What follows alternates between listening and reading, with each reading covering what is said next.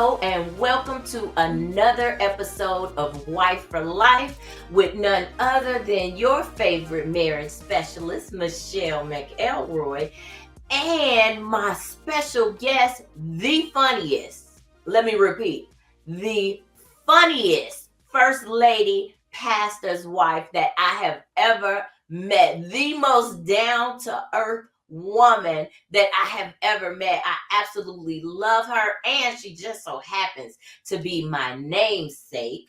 Please help me welcome Micheál Brooks. Hey, girl. Hey girl, how I'm you so doing? happy to have you. Thank you for saying yes. Just for you, For me and me only, I feel so special. as you should. So, listen, I know a lot about you, but nobody else does. And I shouldn't say nobody. Maybe some of my listeners don't. Why don't you tell them a little bit about yourself? Girl, you digging real deep into an introvert's triggers, but I'll share just a little bit. Okay. Um, yeah, so I'm Micheál Brooks. I am a wife, a mother, a friend, a daughter, a sister, all of the things that you could think about as an individual. I love the Lord. I love the earth. You'll hear more about that later because I do love this planet, and I spend my livelihood and I spend my career um, protecting these resources and teaching others about it. We have two lovely children, Taylor and Jade, of which they are the apple of our eyes, and we will be empty nesters in a few months. Hallelujah, Jesus. Because I'm over it. Parenting, I'm over it. So they can leave with a vengeance, and I won't share a tear, but I love them. So yeah, On the earth. I told y'all, right? I'm sorry. Look, I love my kids, but they can go on and find somewhere else to be, and we'll love them from a distance. Yeah. I am a scientist by trade, and so I am a horticulturist or agriculturist, which is the science of um, agriculture, and horticulture, which is our plant life and how sustainability affects the way we as humans interact with our earth and our planet. In areas of food and environmental justice and stewardship, I'm an educator, professor. I own a farm, so I am a partner in a farm where we grow organically grown produce for restaurants, chefs, and for regular people who just enjoy high quality organically grown produce. I am a board member for some amazing organizations that engage in sustainable agriculture or sustainable practices for environmental safety. I don't know, girl. What else do I do? Who is your Oh, husband? girl, oh, my boo. So I have been happily married to Jonathan Brooks, aka known as Pastor J. His formal government pastoral name is Past the Good Reverend, soon to be Reverend Doctor Ooh. Jonathan E.L. Brooks. We've been married 21 years. We've known each other our entire lives, so I'm sure we'll get into that later. Uh-huh. And yeah, we make it do what it do up in these streets. I love it. I love it. Where's your farm? So we're located in Chicago, and so our farm is on the south side of Chicago. We firmly believe in urban agriculture, even though traditional agriculture is what sustains our food system. Urban agriculture just especially in a city like Chicago, where a lot of our land that's been a product of deforestation. I just made a word up like deforestation, deforestation. And so a lot of our vacant properties in our areas of low and limited access, or AKA areas of color, are repurposed and reused for open space, whether it be parks.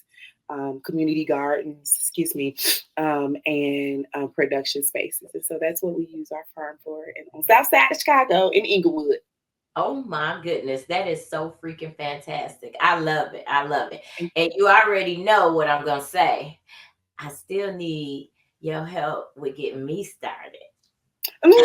I'll send you a contract because I am the owner of a consulting company. I love it. I love it. I am so serious. I absolutely love that. And I love the fact that you even thought to be an entrepreneur in that way, because I think it's a lot of us homeowners that in this day and age want to start a garden but start it right. You know what Mm-hmm. I mean? It's important. I'm gonna tell you that trial and error is a booger. I bought a whole what do you call it? Freestanding standing Floating raised bed. a floating raised bed. Thank you. Technical terms that I do not know as a beginner. And I tried to start an herb garden from seeds. It was an epic failure. And that's when I was like, I don't have time to waste like this. I really need to, and I read up on it and I thought I was doing the doggone thing. So I'm looking forward to working with you seriously, especially knowing that I have a shaded lot. Some of You us do. think that we can't grow around our home because we have a shaded lot, but you just educated me and let me know not only can I grow some things, but there's particular things that will flourish in a shaded lot. That So is true. yeah. Yeah, so you'll be able to do things year round or like throughout the extension of the season because you have a cooler space than others. And then I still work for the man because entrepreneurship don't pay the bills. So I am a government employee. So I am This the manager of school gardens for Chicago Public Schools. So Oh really? mhm. That That is, I need that every 2 week kind of income. That's what pay the mortgage. I know that's right. I know that's right. And multiple streams of income don't hurt either. So Hmm. yeah, that part. Oh my God, that's awesome. And we haven't even gotten into the nitty gritty yet. But Oh, I yes, thought so we yeah, was done. girl, no. You better not go nowhere because I got more to pull from you. In fact, Okay. let's dig into it, starting with you guys' background and your history. Tell us how you guys came to be the Brooks. Where the Brookses, girl, I don't know. We've literally known each other our entire lives.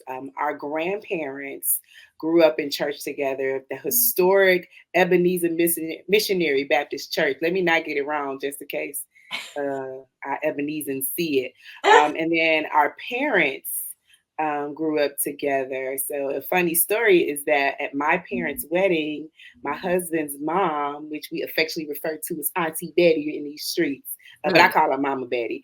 She was the wedding coordinator for my parents' wedding. Oh wow. um, so yeah, they've been some long time friends, and we are the third generation. It's a whole group of us that were born in this like 365-day span of Mm. our parents. Nuptials and all that. And so we've all grown up together. And so I've known Jonathan my entire life. I'm actually listed in his baby book as one of the people who was at his first Christmas. We found his baby book a couple of years ago randomly, excuse me. Oh. And it has my name and my parents' name listed. So we've known each other 44 plus years. But we did not fall in love. He was even my cotillion escort when I, fell into womanhood at 18. He was my cotillion escort. But Wow. we went away to school and didn't see each other for a few years. And we just came back from school, graduated, and got degrees. And well, actually, before that, we kind of came back together the year before. I'm sorry, something in my eye. Before our second senior year. He was an architecture major, and I had migrated from medicine to business, which is a whole nother. That'll be for another podcast. You had to do a Oh, part 2 or something. okay. When we talk about career changes, and we started dating that summer, right after he had done his first sermon. Mm. Um, and girl, the rest is history. So, years down the line, we got some babies and a ministry and a house, and Oh. we still together. I think it's so cool. I don't know. I don't.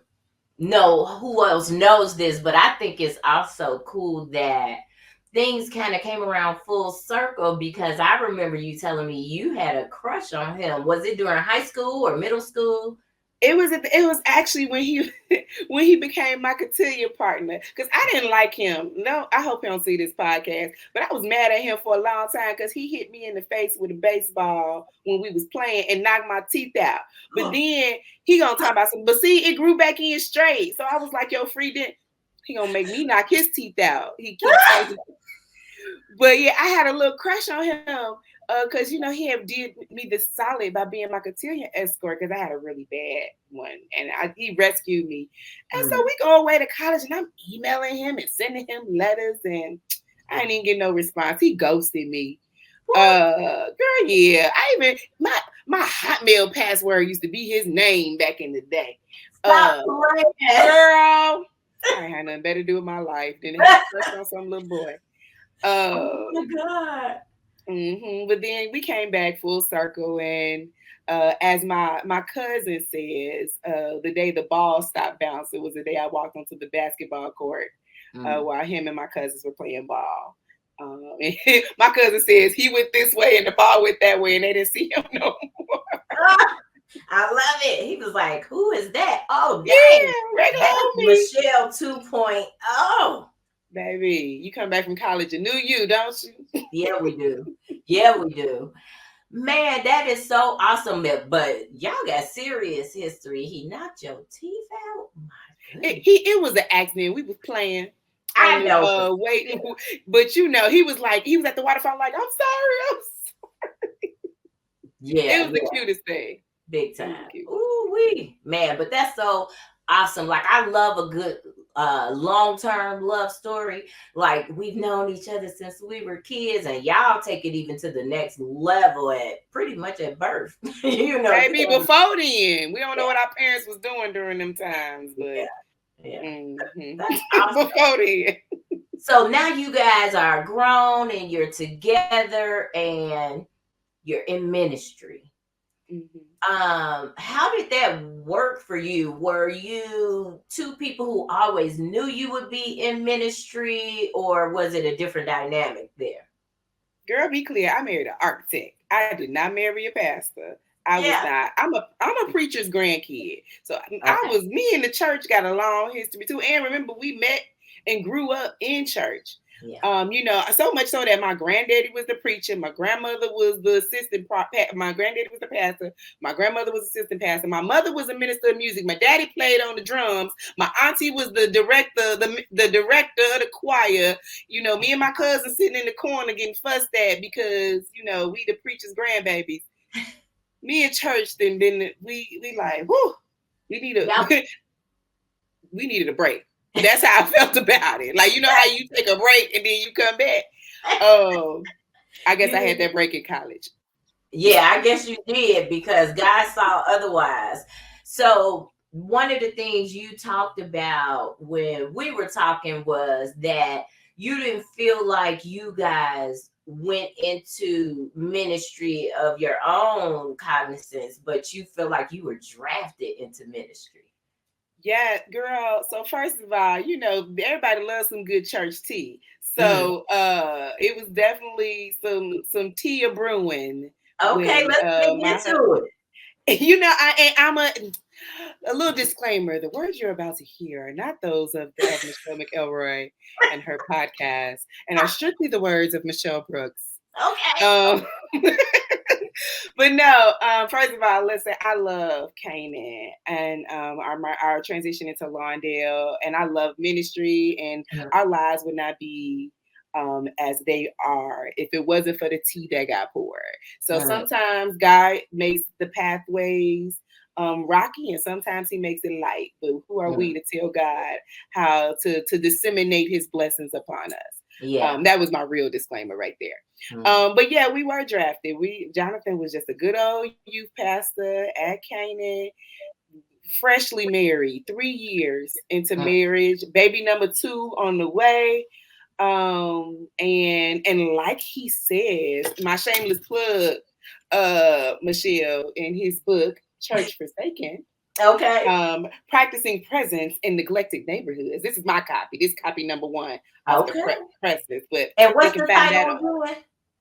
It's Church Forsaken. Practice, Forsaken. hmm Practicing presence in neglected neighborhoods. You can find it on Mm, Amazon. It's like the number one book in like this category. So, I love um, it. yeah, I'm so proud of Kudos my to him. husband. Yeah, Thank because that's you. no small endeavor. So what did he No. say in the book? So when you pregnant, first of all, you got the tolerance of a mustard seed, and not in the way that God do. Right. So we got called into the pastor's office one day. And he was like, yeah, Jay, you're doing a great job with the youth ministry and blase, skip the bam, whatever he's saying. And he said, yeah, I'm about to go back to my hometown and pastor my daddy's church. And I'm going to need a decision on whether or not you're going to take over this role in about a week or so. If not, I'm just going to sell the church. Ooh. Eesh. I mean, You ever dang. had to, you ever had to hold your tongue so hard that you swallow it and And you then it like, came back out. baby, like, and I'm just like, let me leave. Let me be quiet. I Yeah. was taught as a young age to bridle your tongue. Yeah. And so that was the best bride I had ever bridled ever in my life. And we kind of just absorbed it all, and we went Yeah. home. And I eat my feelings, so I probably I'm pregnant, so I'm using that as an excuse to kill a game. I probably ate like 35,000 French fries at that point. Ooh wee. And after we had come from a church split from our original church, and so Mm. a lot of our families had sacrificed quite a bit to Wow. migrate to this church. It had only been around for at that point maybe 4 years. 4 or Mm. 5 years, and the church was going strong. Youth ministry was doing amazing. The ministry was doing amazing, and so just for this sudden change was definitely a shock to us. And then the way it was done, again, who are we to challenge God on how He does things? But in the moment, we loud. We about to. He gonna It get was these a hands. Yeah, it was a crossroad, and that was a difficult crossroad, and a big ask. It was. We were 26 years old. Like who Mm. we fresh out of college. We got 2 babies. We've been married about a little over 3 years at this point. We're not thinking nothing about running no church. We still trying to figure out what it's like to be grown. We still learning Yes. how to pay bills. And you telling us we got to a ministry, Mm. and a very prosperous one at that point. Was doing really well. Yeah. And I thought about my aunt and his mom and all of our family and my best friend's mom, my best friend of 44 years, Mm. because she part of that group of all of us who've known each other. And I'm Yeah. like, we cannot leave these people. I'm like, well, just pastor it temporarily. Mm. Until they find a permanent pastor. And they was looking for a permanent pastor for 15 years. And I guess they found one when my husband became a pastor that day. Wow. So we did say yes, Mm. reluctantly, but wholeheartedly and embraced it. And so my husband was pastor of Canaan for a little over 15 years before we transitioned to Lawndale. Wow, man. Well, God saw fit, and He knew you were ready far before We you did. guys knew. Yeah, and that's just how it is sometimes. Especially for some of us, it's God sees that you're ready, and He's like, "Okay, now's the time." Right. I mean, he could have gave us a heads up though, or at least wait till after I gave birth or something. Because when I tell you at his installation, I was waddling down that aisle. I was like, "Is this over? I'm hungry." So Oh my, yeah, because you were what? How many months pregnant at that 8 months pregnant at his point? installation. Mm. 8 months pregnant at his installation. Yeah. 26 years old. 8 months pregnant. Oh, over it. Like I'm just Yeah. like they had to put a special chair out for me so I can sit down in it. And so, and I Yeah. don't like all that pompous. We neither one of us. We don't like the pomp and circumstance. We don't like the attention. We just regular, don't call me first lady. I'm just a regular lady. We all first ladies up in here kind of person. Amen. First ladies of our household, so that Yeah, part. that's about it. Yeah. Everywhere else, we are servants, and we really believe in that. Yeah, I love it. So, I did not ask you this offline. But I mean, Lawndale, right? Lawndale is a conglomerate with all the It's a different machine. entities. Yes, like it's been building for what, 25 years plus? 46. We 46. just celebrated our 46-year anniversary Wow. the first Sunday in March. And Coach is the founder, right? Yes, Coach Angor is the founding pastor. He is officially retired, so he is Mhm. pastor emeritus. Yeah. And his lovely wife Ann. Finally, after 40, he retired at his 45th anniversary. Wow. So he's been retired for a year now, a little less than a year, but a year. So how did he find you and Jonathan, and how did that come to pass? The appointment Yeah, of you guys taking the charge. yeah, because we were super content at Canaan at this point. Yeah. We think, oh, this about it for us. We'll retire from here. Even though we had gotten, how you get that 7-year itch from marriage, and then you kind of get that ready to retire kind of.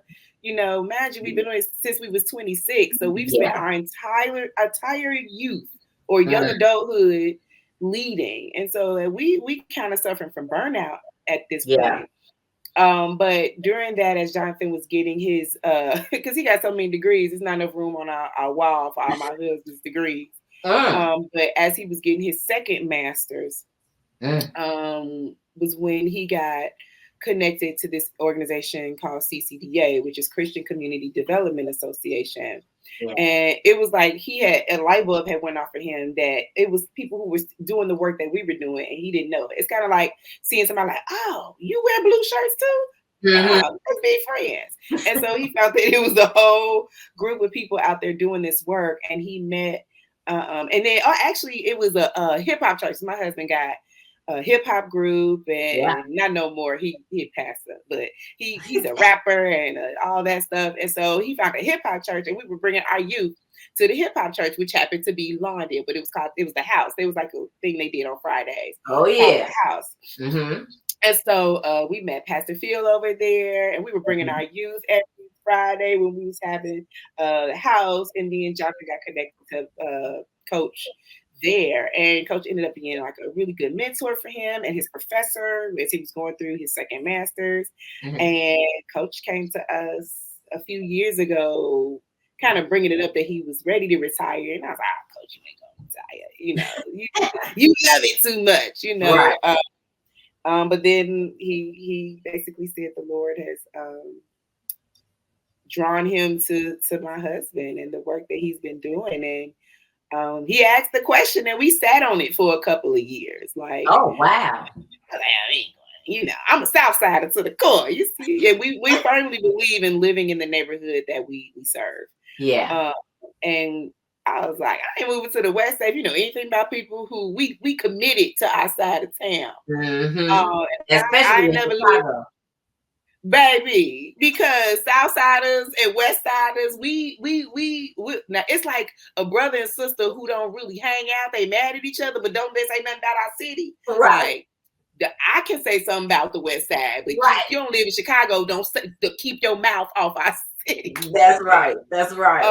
But yeah, and so I was like, I ain't moving to no West Side. You barely got me to move to Inglewood. Yeah. But again, when the Lord says yes, Mhm. it's people I don't fool with. I don't fool with the IRS, and I don't play with Jesus. And so I when know he that's say right. it, right. So when he said yeah, I'm like, well, baby, let's find a house, and if Coach is for real, then I guess we for real too. And we were big fans of Leaving Well. So Canaan has been left in amazing hands. Pastor Chris is an amazing person. He was the youth pastor when my husband was senior pastor. Mhm. And so Canaan has been left in amazing hands, and we fully support, and as they should, because that's my blood anyway. So he always know he got support over here. Yeah. And Lawndale and Canaan are sister churches. They were before we came over here, and they continue to be. But Lawndale is a machine, to go back to your original question. And knowing, Jonathan knows how to be a pastor. He's been senior pastoring since, he was a baby in diapers, right? At this point, 26. You know how Right. we are. We old. We be like, 26, you a baby.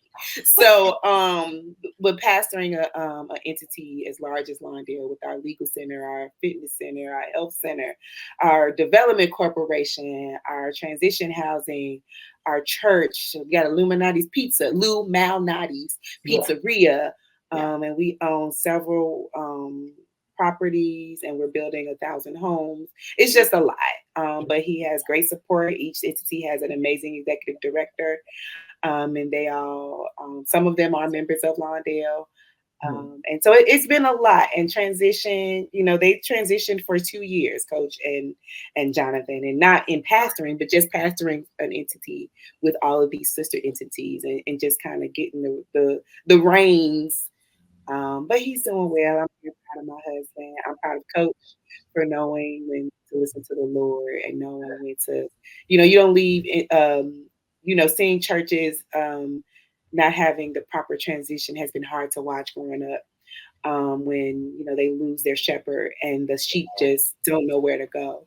Yeah. And I think these pastors now, these baby boomers, are realizing that, to leave a space well, like we left Canaan well, is important, so that your flock does not suffer.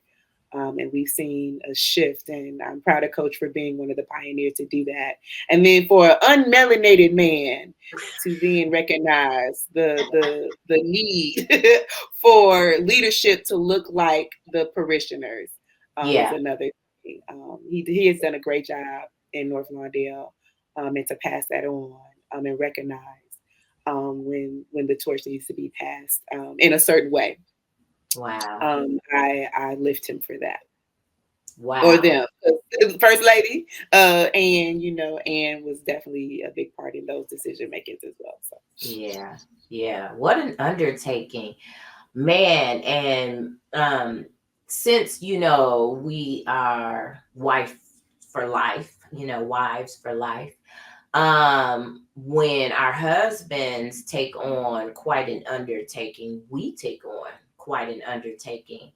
um how would you suggest for the listeners, that we support our spouses and support them well when they become these high profile, high capacity, high visibility leaders?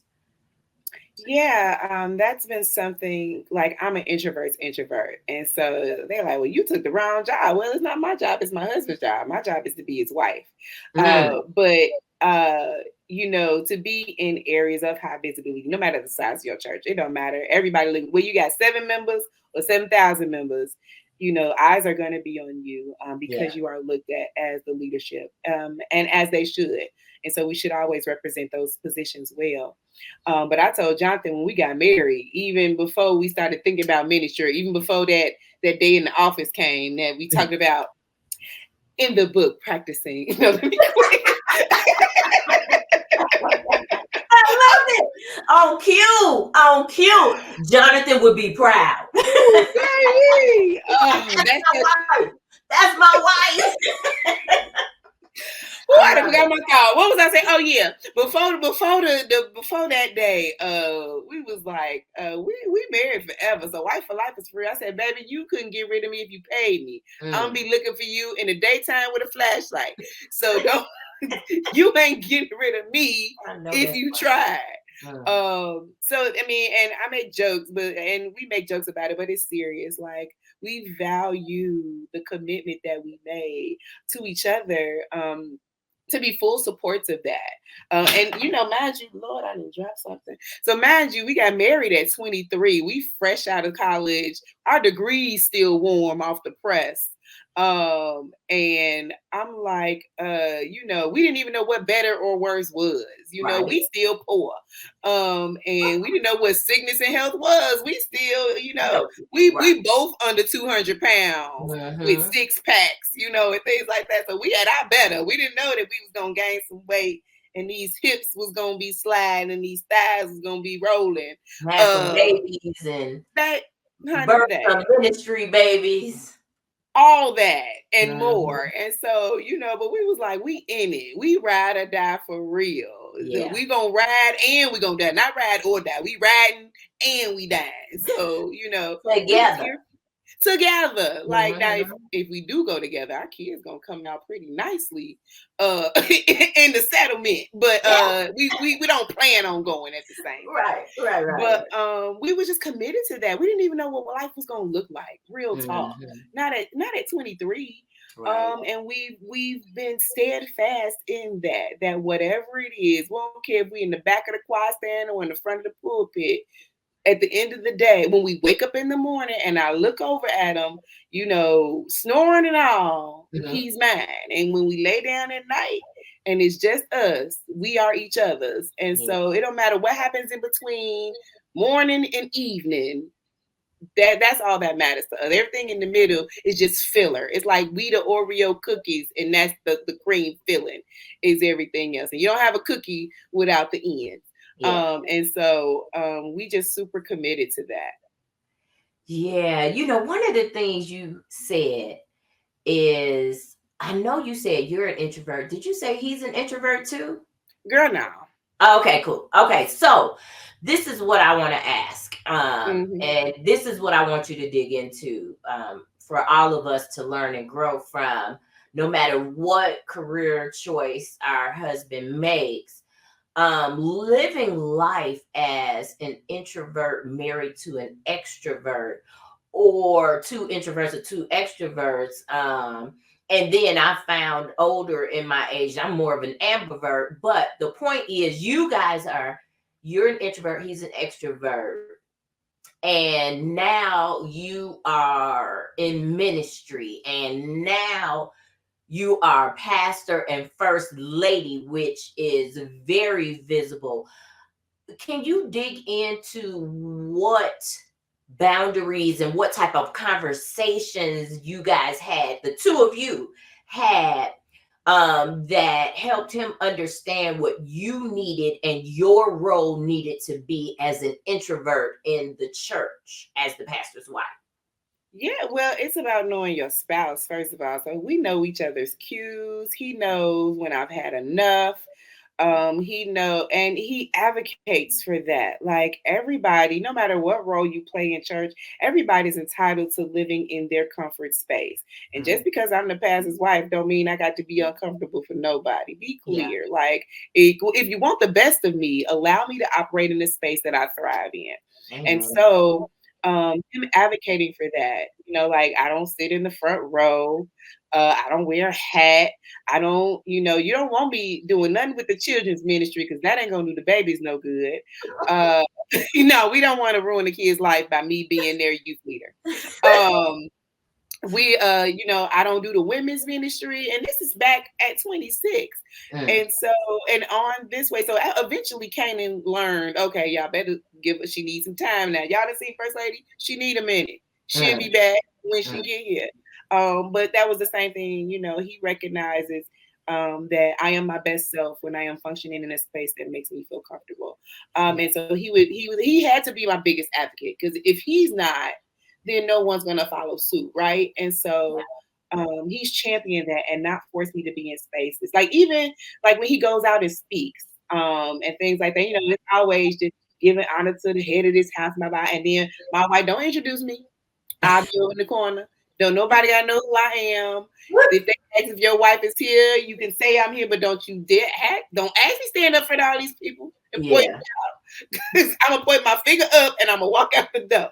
Mm, So we've learned that, and just being transparent with my husband has given us, that space. So now, we old married people now. yeah.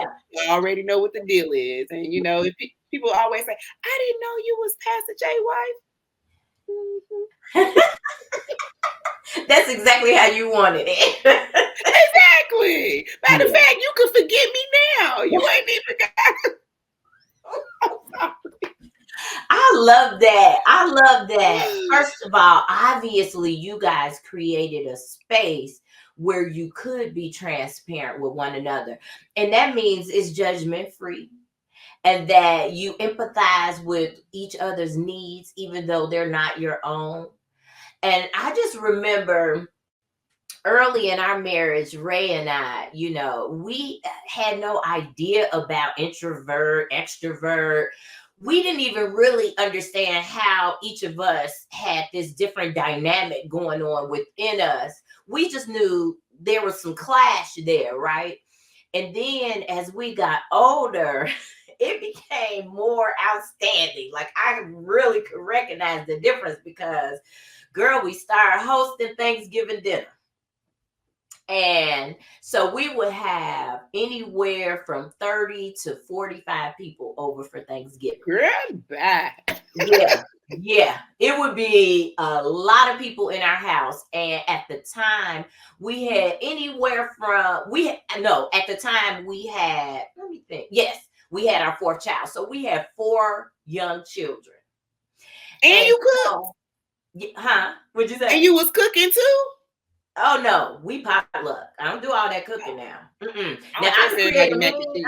ambiance, right? I can create a mean ambiance. I'm gonna set the space up right. I'm gonna set the tone. Everybody is gonna feel like they're in a fancy restaurant. Like it's gonna be fire. But no, Ray's family traditionally has always done potluck for holidays. So I was more than happy to fall into that. I just cook my specialties or whatever I would like to have that they didn't typically have on the menu, and that was that. Mm. But girl, this was the indicator.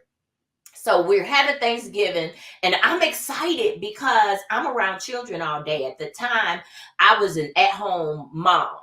And Okay. so all day I'm home with the kids. Ray was working out of town 4 to 5 days, and I mean consecutively, 4 to 5 days a week, about 11 to 12 weeks a semester, and sometimes over the summer as well. And so I'm like, because I'm talking to children all day, every day. So Mm-hmm. I was excited to have some adult conversation. I was excited to interact and be around and talk and just have other adults around. I was enjoying myself. But baby, after a while, Ray would start taking plates. He would start washing dishes. Eventually, he would start turning off lights. Oh God, And gotta I love was like, me. I was in shock. I was like, babe, that's so rude. What are you doing? That ain't rude. Let And him he be. was like, it's time for them to go. They've been here for 3-4 hours. That's enough. Girl, And that's 2 hours too many. girl, and that's probably exactly what he wanted to say. But I'm now not understanding the difference between being introverted and extroverted and what we each need. I was hurt because he didn't realize I needed that time with people, and I didn't realize he needed his private space because while he's working, he's always on. And Ray is an introvert. People have a hard time seeing that because he always operates as a social butterfly, but at some point he is up to here and that's it. He's got to just be around us 6, or in this space, us 7, or really Yeah. in this space, us 10, because one of my kids is married with You 2 keep kids. adding more people to this answer, and I'm Because just our family like, is wait. growing. We got kids and grandkids now. We got in-law, son-in-law, and 2 grandkids. So that's why it grew by 3 more. And my mom stays with us now. So whoever lives and resides within our house, or who he deems is immediate family, he could take his hair down and and just relax. I know he's gonna crack up. I just had a mental picture of him taking some hair off. Now I can say he can let his grades show. I'm Woo! like, baby, I like your grades. Go on, let them show. So anyway, look, we don't want to get off track. But my point is we have to honor our differences being introverted and extroverted, And For what sure. the conversation looked like was, hey, babe, I need this time with people. Mhm. If you feel like it's time for you to shut down, please, by all means, go upstairs and shut it down. I will Mhm. not be mad at you. I will not, hold that against you or judge you for what your need is. But I need you to honor my need to be around people too. And Right. so there were Thanksgivings where some of the younger crowd, we would be at the house until 2 in the morning, talking and laughing and just having a good time. Things that I just was not afforded as a mom with small children, being in activities and things like that. My life was full of family. So Mhm. so yeah, Yeah. respecting those differences is so important and so valuable, and I love that, especially entering that world now as a new first lady. I've been a minister's wife forever, but with us starting a church, being a new first lady, this is life-giving to know that we can have a conversation with the hope, but really the knowledge of understanding each other and not giving in to what everyone else's expectation is of us, but making sure that we honor what our expectations are of each other and put boundaries around that and protect each other in that. So Yeah, you can't lose yourself. You can't lose yourself just because you sit in a role. Like I have a forward facing world at work, and I have to go around and speak. And it's so funny because like people will see me speak or hear me speak, and when I'm done, it's always that time when people want to ask you questions, and I run off that stage so quick. They be like, "Did y'all see her? She is gone. You can, she has talked enough. You Yeah. can email her, or like when Jonathan and I do stuff together and Mhm. we'll speak or whatever, be at someplace together, and they like, "Where's your wife?" He's like, "Yeah, she's not gonna make it to this. That's okay though." Mm. So he's learned how to use the language that honors my desire and my need. I always not even desire, my need to Mhm. have my space, while not like putting me in a light that may seem, because people just don't understand, and Yeah. it may be a negative light, but he definitely knows how to color those words. Like even at church, people are like, "Well, your wife's not listening." He's like, "What make y'all think she's not listening?" "Well, she's looking at her iPad or her phone." He's like, "Nah, y'all don't understand. She got the attention span of a kindergartner. If she was looking dead at me, she probably eventually go and fall asleep because I can't just look at you and Yeah. listen." But he knows my cues when he just said something good. He know that little, Yeah. so he knows it. Yeah. And I don't know that people understand how they tell on themselves too. Because if I'm paying attention to the word and I have that good focus capability, then how am I recognizing that your wife isn't locked in or paying attention? Like what we say, we have to be careful what comes out our mouth because it is very telling of not only who we are, but what we're doing. And why are we Right. so worried about what the pastor's wife is doing or what the music minister is doing? I think in marriage, we have to really watch out because this can also be applicable in marriage. We get so caught up with what our spouse is not doing that we fail to work on just growing within ourselves. If we focus on self growth, if we focus on self work, our marriage will automatically be better because we'll be bringing the better version of ourselves to the marriage. Right. The marriage is Exactly. two individuals coming together. And a lot of people just want to focus on the marriage. We need to work on the marriage because the marriage isn't doing right. No, there's one or two individuals that are not doing right by themselves, and they're bringing that to the marriage, which is hindering the marriage ability to be healthy.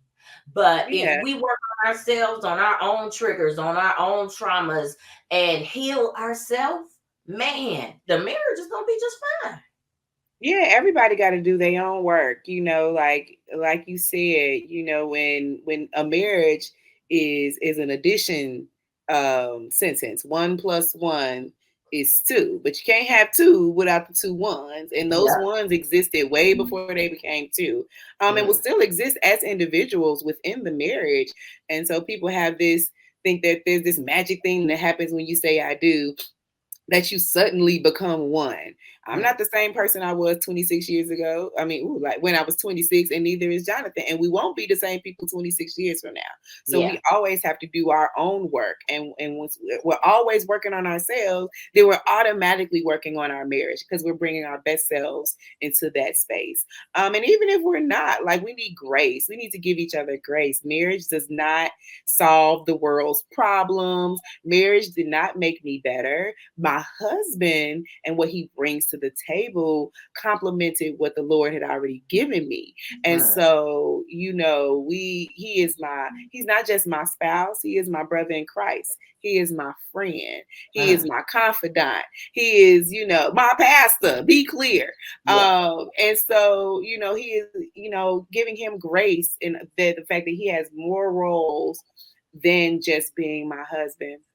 He's the father of our children, and he's still his mother's son. And I'm married to Mama Betty's only baby, so I'm married to a mama's boy. God bless his heart. And so, I have to understand that, and Yeah. we don't argue because he's helping out his mama. He should be helping out his mama, Mm, because that's what a son does. And so, we don't challenge each other on the things that are trivial, yeah. because our marriage will stand those tests, and we'll come back even stronger if we just give each other grace and understanding in the roles that we play outside of our marriages. Wow. Wow. That's phenomenal. And I just want to close with this.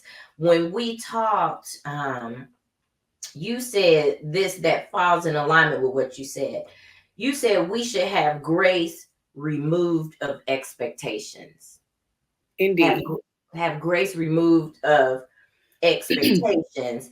And what you said following that was we should be okay with just asking for what we need and recognize that, ooh, this was another good one. You said mistakes are not malicious.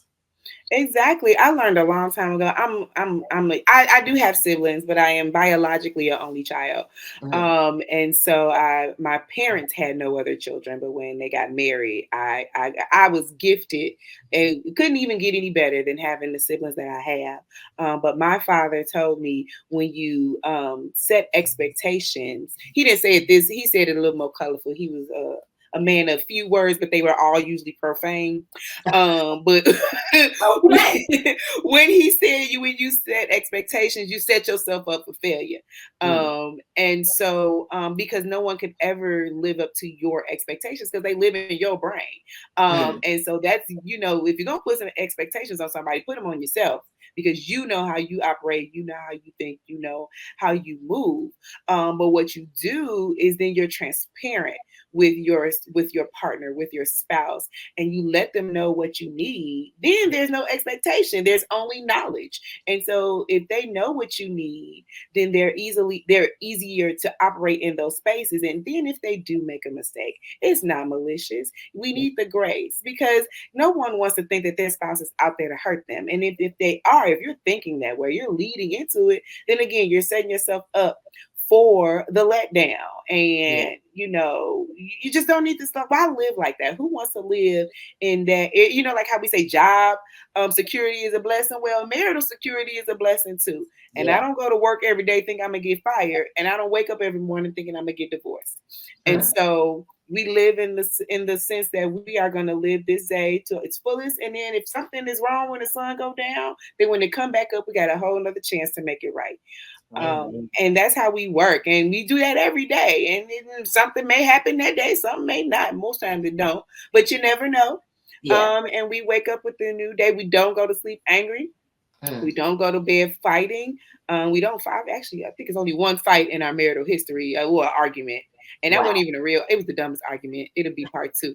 But you know, we've committed to those things that we're just not going to let those take precedence in our space.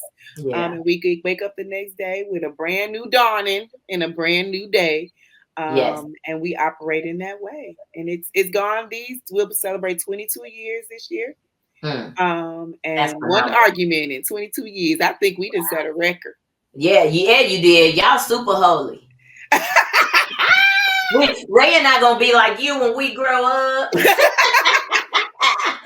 Yes, because I can honestly say we don't argue a lot either. But we're 28 years in, and we have definitely had more than one argument. Just pregnancy alone, we argued over food. So I mean, man, but the thing is what I'm hearing you say is that what's really helpful to eliminate unnecessary tension is to make sure that you are giving grace to each other and you're communicating what your needs are from one another, and making sure that you are also having transparent communication with a willingness to accept each other as they are, introverted, extroverted, and whatever else you may need from each other. And that's what's beautiful. And I think that does eliminate conflict big time. And so I appreciate you. Thank you, love. It's been so good talking to you. I'm so glad I could step out my introverted box for a little bit, but I'm ready to go back in and put the tape on the box now. I know that's right. And listen, you're gonna have to step back out again because we got to get some Mediterranean. Yes, honey. And then all this time it's been quiet in this house. I've been by myself. Then my husband come walking in the door, and you hear the back door, girl. Hey, those security alarms give us life, so we're gonna respect the alarm, and we're gonna be grateful the husband is coming in the door in Jesus' name. Amen. Amen. Now he didn't left out. Why he couldn't wait a couple of more? All right, girl. Thank you so much for joining me on a Wife for Life podcast. And thank you guys for watching and listening, whichever way you take it in. I hope that you have enjoyed this hilarious episode with Micheál Brooks, the phenomenal, the talented Micheál Brooks. And I look forward to seeing you guys, hearing you guys at the next episode of Wife for Life. Checking out, this is your favorite marriage specialist, Micheál McElroy. See you next time.